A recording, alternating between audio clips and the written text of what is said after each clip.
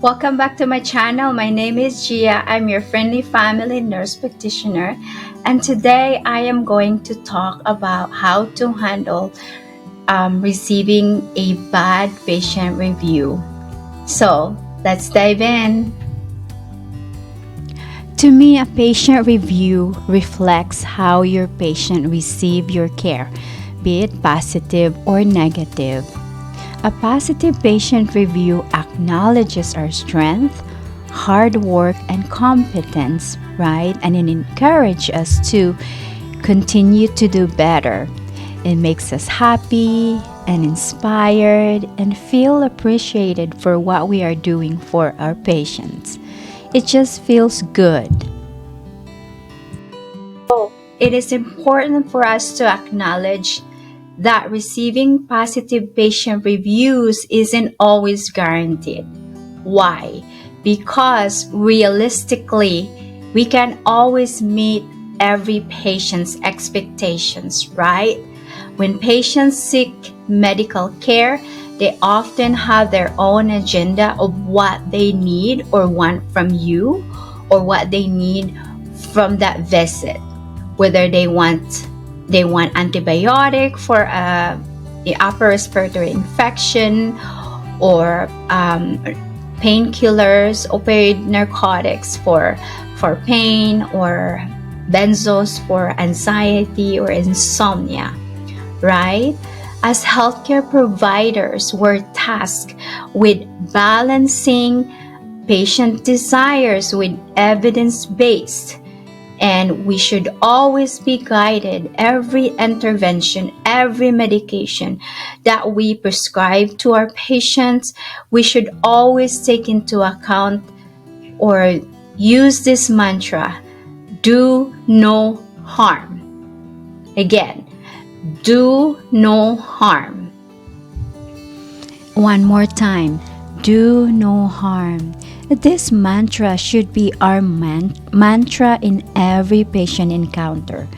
Staying true to this serves as our buffer against negative patient reviews, and this will make it less likely to feel bad if a patient gave us a bad review, because we knew we did the right thing for the patient, whether the patient perceive it that way or not. Does that make sense?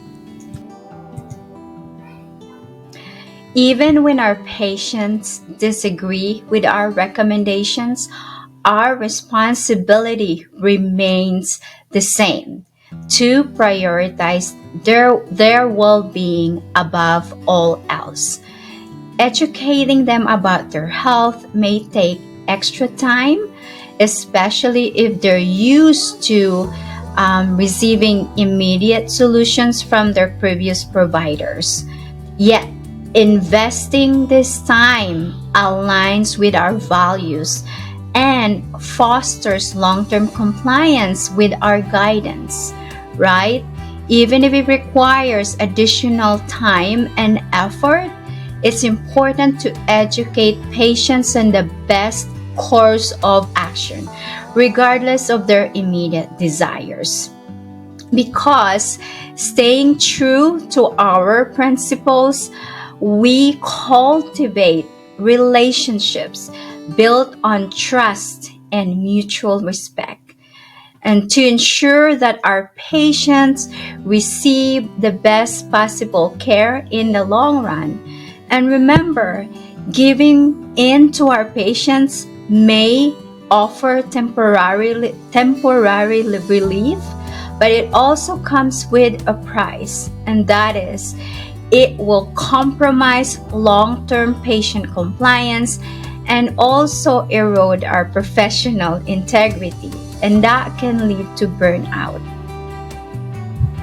No, it's challenging these days with our time with our patients, because we're usually just have 15 to 20 minutes to see them, and trying to educate them, and with that type of time or within that time window can be a challenge. But it's also important to set that expectation from the get-go, Most patients really do appreciate when we take the time to educate them, though.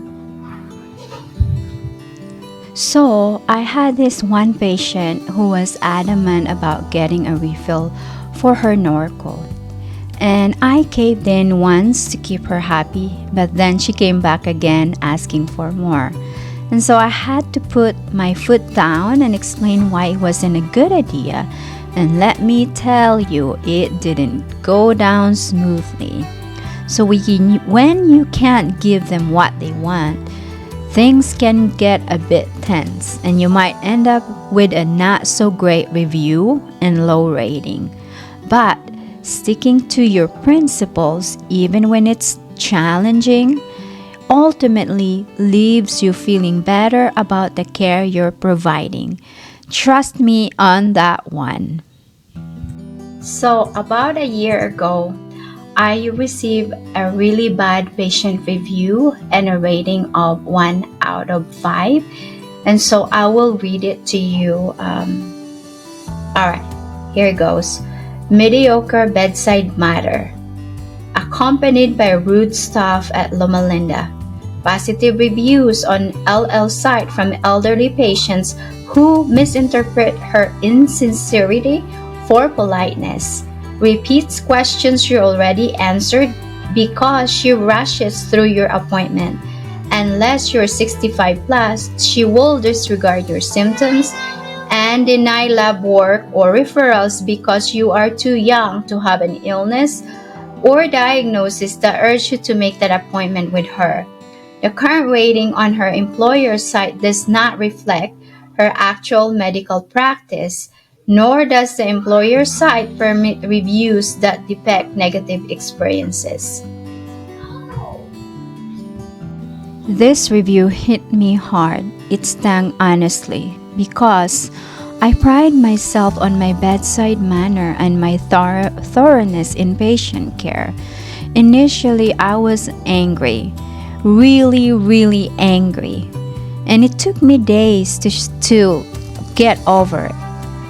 But then I had a realization that I can always control every patient, how my patient perceives me or my care. And after some reflection, I shifted from anger to empathy. And this took time. And I felt sorry that this patient didn't feel supported or saw me in a negative light. Maybe I came off as rude or I was dismissive without realizing it. Maybe I seemed insincere at that time. And it was a humbling moment, but it reminded me to always strive to do better and to be mindful of how my actions are perceived by others.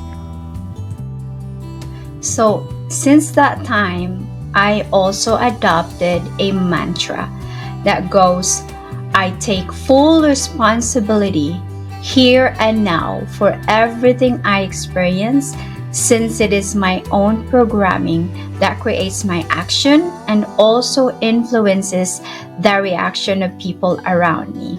And I learned this from Ken Kais Jr. from his book called Handbook to Higher Consciousness, and that book's really good. So the lesson I've learned since receiving this bad review has been invaluable. I've become more attentive, more present with my patient, and taking the time to truly understand their needs and concerns.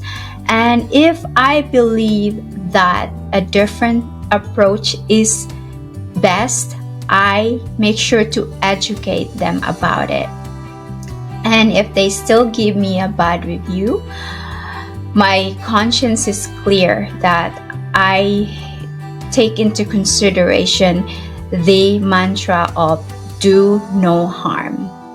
And I want to point out though that refusing a patient's initial request doesn't mean closing that door forever. It's just about finding the right intervention or the right recommendation for their health at the moment that you see them, in your clinic. And if you don't think it's necessary for them to get medication, any referrals or any lab testing, then don't. And then what I do though is I always offer a backup plan and clear guidance on follow-up, and I want to ensure that they know what to do next if their symptoms persist or get worse, right? So if my patient had asked for antibiotics and I don't think that it was indicated I don't think it's indicated at this time, then I tell them so. But I also tell them to monitor their symptoms, and if they're still bothersome in a week or two, to contact me and I will consider oral antibiotics. Same goes with, if their symptoms just persist like pain, abdominal pain, or anything else, then I usually tell them follow up with me in a couple of weeks, and if your symptoms are still bothersome, I can consider an x-ray or an ultrasound. So I want to tell you though about a pearl I learned on prescribing opioids, Norco, Tramadol, Oxycodone to your patients. CDC recommends, if you really need to, then they recommend only giving less than 7 days or less of supply of that medication, like a Norco, if you really need to give that to your patient. So no more than 7 days. And I always tell my patient that this is not good to be taken long term. This is only meant to control your symptoms for a short-term period and not for long-term, because it has many bad side effects or long-term consequences. And since then, I have not had any bad reviews from my patients, and every once in a while I do look at the good reviews that I receive from my patients to help me remember that I am doing my best for my patients. When it comes to bad patient reviews, I've learned to take them in stride. They're not a reflection of my worth, but rather an opportunity for growth and improvement. It's all about perspective, right? And understanding that you can't always please everyone allows you to handle criticism with grace and resilience. And staying true to your values is key. Even when faced with difficult decisions, remember that you are doing what's best for your patients in the long run. And saying no when it's necessary is part of being a responsible and compassionate healthcare provider. Does that make sense? I hope you found this discussion enlightening. Remember, I'm here as your friend and your mentor. And if you enjoyed this video, please consider subscribing to my channel, and I look forward to sharing more valuable content to support you in your journey as a new nurse practitioner, sending you lots of positivity and encouragement. Bye for now.